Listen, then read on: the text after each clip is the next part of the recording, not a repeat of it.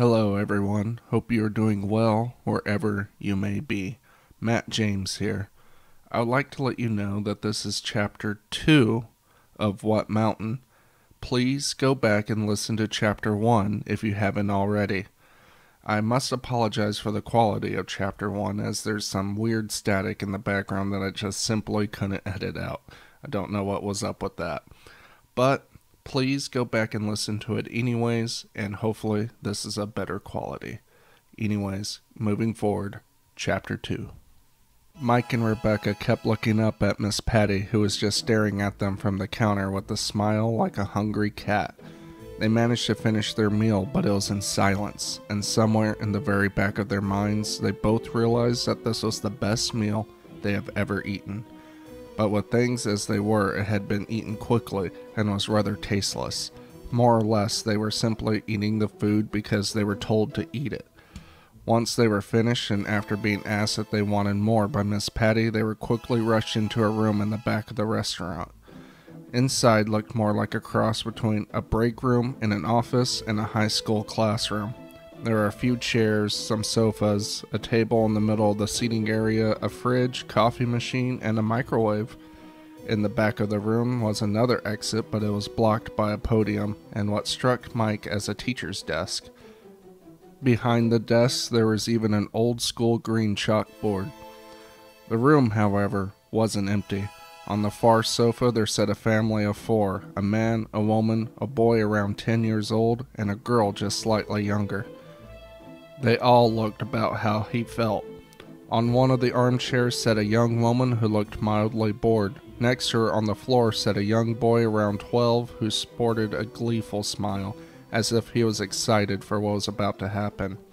Occupying the other sofa sat 3 men and a woman, all dressed in casual suits of different styles. But their name tags and identical red ties suggested they were from the same place.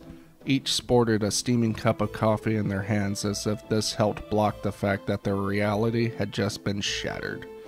Then there were the bikers, or whom Mike first assumed were bikers. Of these there were 5 men and 3 women. All of them wore heavy black leather coats, military-style pants, and thick metal-plated combat boots. What made Mike nervous about them, however, were that each of them had long machetes attached to their belts, and most had shotguns or pistols strapped on them as well. Their faces were grim, but showed little to no sign of shock. Miss Patty smiled at Mike and Rebecca. "All right, you two get comfy and make friends with everyone else. The coffee is fresh and never ending, or if you prefer a hot plate of food, just imagine whatever you want and open the microwave. Same goes for the fridge if you prefer something cold. Any questions?" Mike and Rebecca both raised their hands. "Any questions about this room?" Miss Patty corrected herself. Mike and Rebecca both lowered their hands. "Yeah, I got a question," the 12-year-old boy on the floor said. "When are we gonna start? I got a life I want to start, you know." The bikers murmured their agreement to this. Miss Patty only shook her head and walked away, closing and locking the door behind her. The elder girl behind the boy slapped him across the back of his head and he yelped, "Ow!" "Behave, you little cretin," she hissed. Mike found himself taking another look at the pair. They were obviously related, but more than that, they were both dressed in the same weird clothing. Not that he would have mentioned this out loud, but still, the fact that they both wore light-colored hoodies that at the same time could have qualified as ancient medieval-style tunics said something about where they were from. The rest of their outfits didn't much help matters as they wore expensive-looking modern boots that put the bikers to shame, shaggy cotton pants, and belts that cross over their chest as well as their midsections. Who would be willing to dress in a crossover fashion of modern and medieval styles? Finally, Mike walked over to the coffee machine to pour himself and Rebecca a cup, and to his surprise when he took a sip, he found himself relaxing.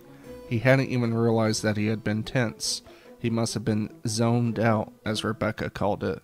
But didn't he have a right to? After all, an hour ago he had simply been driving down a road, and now he was locked in a magic room filled with strange people, probably preparing to be a sacrifice of some sort. The thought made him tense again, so he forced himself back over to Rebecca, handing her the cup. She took it without a second thought, more of an automatic reaction than anything else. Mike took another sip, and like before, he found himself somewhat relaxed. Glancing over at the business people, he guessed, even though they all had cups of coffee, that none of them had actually taken a sip. Mike nudged the cup to Rebecca, who looked mildly annoyed but took a sip. Her face instantly changed, and she took and squeezed his hand lightly. A moment later, there was a loud thud coming from underneath the desk, and suddenly they all saw a figure rise up behind. It was a slim man who had short black hair that was combed back and gelled in place. His eyes had the same shine as Miss Patty's, only his glowed a soft brown. He wore a slightly worn brown vested suit with a white dress shirt with the sleeves rolled slightly past his elbows. Though he looked about as excited as the girl in the armchair, he had a command about him that forced attention on himself. This despite the fact that he had clearly been asleep behind his desk. "Hello," the man started. "I'm Jesse James, your crash course instructor for your trip up the mountain."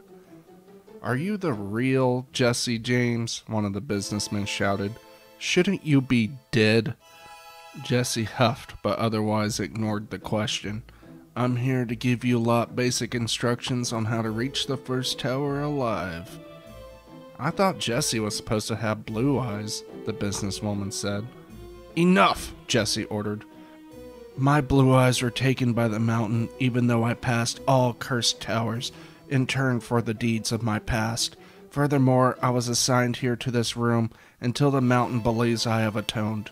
I will know when this day comes because my eyes will once again be blue. Then they'll have to find some other poor sap for my position, for there must always be an instructor. Now, next person to speak out of turn will answer to this," Jesse said, pulling out his old-time revolver. Mike and Rebecca decided that they didn't want to test to see if it still worked. Everyone in the room had turned a shade paler, and even the two in the corner seemed more on guard now. "There, that's better. Now then, first rule. You'll have one chance to climb the mountain and reach the top of all 7 towers. Second rule.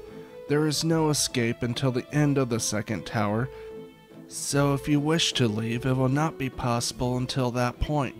Third rule. Even if you pass all 7 towers, you'll not be allowed to return to the mountain. Fourth rule is more of a suggestion, really. Once you enter this building, you stepped into essentially what you could call another realm of existence. It's a little more complex than that, but that's the simplest way I can put it. The point is there is no escape once you enter that door if you have not climbed the mountain. So if you decide that no matter what you will not be climbing the mountain, then you'll just have me, Miss Patty, poor unfortunate souls such as yourself, and this building for the rest of your life. So I strongly suggest that you go climbing. Any questions so far?" "Has anyone actually never climbed the mountain?" "Some people stay for a while," Jesse admitted, "but eventually everyone attempts to climb the mountain." "Alright, moving on," Jesse said, ignoring the wave of questions that all started at once. "Another suggestion is to stay together while climbing the mountain. You will see things that you have only heard whispers of in the human world, and other things of which you know nothing about. But if you stick together, no one has to die. I know some of you are actually from Talos, but this suggestion is for you too, even if you think you know what to expect." "Wait!" Rebecca shouted. Mike gasped, but to his relief, Jesse only raised his eyebrows, not his gun. Rebecca continued. "What happens if we die up there?" There was a loud murmur of agreement to this. "Well," Jesse said, "almost everyone in Talos has climbed the mountains, and as the rules state, no one may return. So either your loved ones bury you where you fall, or if they don't, it's as simple as that, really. But the odds are if you die, your body will be quickly consumed, so I wouldn't worry about it." "You would think the government would have done something about this," said the father of the family. Jesse laughed. "The government. That's a good one. Although I must admit that there have been several prominent politicians that have attempted to climb the mountain in the past." "What happens then? What happens when we reach the tower?" Jesse said, Now that's the question, isn't it? But I'm afraid it's something that I cannot answer because for each of you it will be something different. You can think of the mountain as a sort of spiritual world with direct connections to your inner self. However, whatever you do, don't think for an instant that what you're seeing isn't real. That would be a deadly mistake. Okay, last rule, and this one isn't a suggestion. When you leave the mountain, you will not talk to anyone who hasn't climbed the mountain about the mountain. Blah, try saying that 3 times in a row. Anyways, there are a few exceptions to this last rule. 1.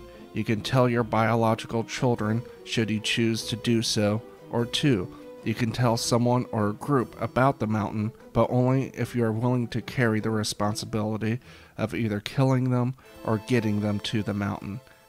I can see that this is the case for some of you, as you lot are already well armed, so I take it someone told you. The bikers all nodded slowly. We heard there was a tower of gold all for the taking. Jesse smiled. Many treasures can be found on the mountain. How are you still alive? Someone else shouted. Jesse rolled his eyes and shot his gun into the ceiling. All at once, everyone stopped talking, and for a moment the only thing that could be heard was the loud, piercing ring. Then Jesse holstered his gun and said, "Next one will go through someone's heart. From now on, I will only answer questions about the mountain, and since we're starting to get off topic, I assume Q&A is done. Now, the 2 from Talos I want up front and center." The boy from the corner of the room rushed to the front, dancing eagerly, barely suppressing shouts of glee. The sister came up from behind, though she was far more reserved than her brother. She too now looked nervous yet excited. "I assume," Jesse said, "that you have a fairly good idea of what to expect, so as such I will politely request that you 2 take the lead. Now, everyone who just found out about the mountain, please come and stand behind them. Don't worry, I will be handing each of you a weapon before heading out." Mike felt his heart thumping heavily in his chest as he set down his coffee cup and started heading over to stand next to his wife, behind the 2 children. Were they really supposed to rely upon kids to lead them over to what amounted to a path of death by strange monsters? Apparently, one of the bikers thought the same way because he had moved himself up to the front, saying, "Maybe we should take the lead on this one." Jesse found himself amused but kept calm. "Trust me, those kids have a better chance of survival than all 8 of you, so please, you and your cohorts take up the position to the rear." The man grumbled but nonetheless made his way back to the group. "Okay," Jesse said. "Sorry but not sorry if you feel rushed, but the best thing to do is just to send y'all out there. Trust me, don't trust me, at this point it doesn't matter, because it's time to go up the mountain." Jesse then moved out from behind the desk and slowly walked over to each of the new arrivals, handing them each a small short sword he simply pulled out of the air, including the children. The parents tried to protest, but Jesse simply shook his head, and that seemed to put it into it. "I'll tell you all the same thing I was told when this door was open for me. Going up this mountain has nothing to do with your physical strength. Always remember that this mountain has a direct connection to your inner self, so it will neither be easy, but nor will it be impossible. I've seen old men and women in wheelchairs reach the top. Still, I suspect some of you will not reach the first tower. But," Jesse said, holding a small glass of whiskey that simply appeared in his hand, "here's to hoping." Jesse bowed his head and held out his glass in their general direction, and at the same time the door behind the podium opened and cold air rushed into the room. Rebecca found her heart skipping a beat, as the foot of the mountain was simply there before them all. The tip of the first tower could only barely be made out through the mist of the distance, but still she found it a beacon of hope. The wind howled angrily, but it also carried with it the sound of growls and howling wolves, or what she hoped only to be wolves. Behind them, Jesse said, "Remember, stay together." Then he closed the door, and they all heard a distinctive lock click in place. Rebecca hadn't even noticed they were all standing outside till he had closed the door. How, did they get here?